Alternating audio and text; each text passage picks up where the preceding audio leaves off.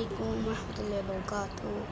যদি আপনারা সবাই এইরকম ছোটো অ্যাকুয়ারিয়াম রাখেন বাসায়, যেটা ছোটও বলতে পারবেন না, মিডিয়াম সাইজ, তো তাদেরকে সকালে বিকালে দুপুরে কতটুকু খাবার দিতে হয়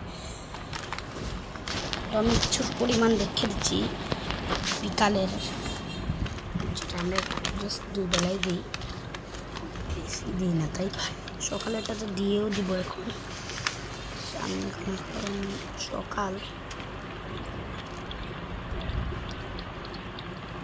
একটু বেশি চলে এসেছে, একটু কমাবো।